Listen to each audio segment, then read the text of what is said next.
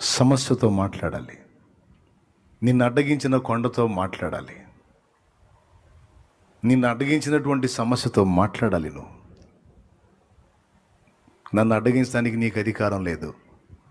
ఓ గొప్ప పర్వతమా, జెరుబ్బాబెలును అడ్డగించడానికి నువ్వు ఏ పాటి దానివి, చదును భూమి అవుతావు అన్నాడు, అయిపోతావు అన్నాడు. మాట్లాడాలి. యేసు ప్రభు మాట్లాడాడు. శతాధిపతి అదే అన్నాడు, నువ్వు మాట్లాడవయ్యా, నువ్వు ఒక మాట సెలవి, వెళ్ళిపోయిద్దా జబ్బు. మాట్లాడాడు, తగ్గిపోయింది. లాజరు బయటికి రాని మాట్లాడాడు, మరణంతో మాట్లాడాడు, జీవం వచ్చేసింది. చీకట్లో మాట్లాడాడు, వెలుగు కలిగింది. శూన్యంలో మాట్లాడాడు, సృష్టి జరిగింది. అందుకే చెప్తున్నాను, దేవుని పిల్లలారా, దేవుని కొరకు బ్రతక కోరిన వారలారా, మాట్లాడటం నేర్చుకోవాలి. ఇది అవసరమా కాదా? నేర్చుకోవాల్సిన సంగతా కాదా? ఇంతోటిది మాకు కూడా తెలుసు అంటారా? కాదు, ఖచ్చితంగా తెలుసుకోవాల్సిన విషయం ఇది.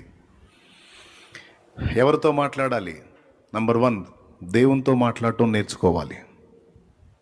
దావీదు అంటాడు, దేవా నీ ఎదుటికి వచ్చేటప్పుడు వేకువని నేను మాటలను సిద్ధపరచుకుందును, ప్రార్థన సిద్ధపరచుకొని నీ దగ్గరకు వస్తాను అన్నాడు. అంటే ఆయన దగ్గరికి వెళ్ళిన తర్వాత తిక్కలుగా మాట్లాడకుండా ఏవేవి అవసరమో పద్ధతి ప్రకారం మొత్తం మ్యాటర్ అంతా సిద్ధం చేసుకొని వస్తాను ఆయన నీ దగ్గరికి. నీతో మాట్లాడాలి, మాట్లాడడానికి మాటలు సిద్ధపరచుకొని వస్తానన్నాడు.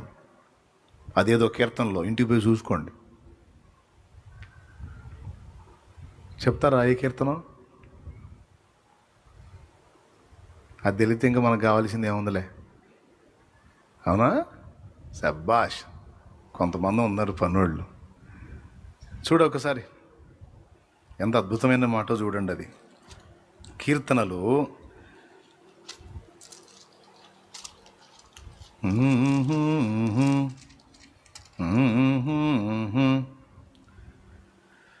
5:3, కీర్తనలు 5:3, యెహోవా ఉదయమున నా కంఠస్వరము నీకు వినబడును, ఉదయమున నా ప్రార్థన నీ సన్నిధిని సిద్ధము చేసి కాచియుందును.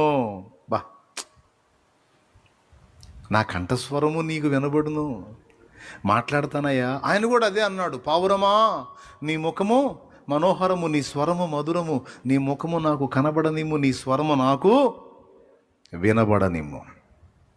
నేను ప్రార్థనా తోటకి వెళ్ళే వాళ్ళని కనిపెడతా.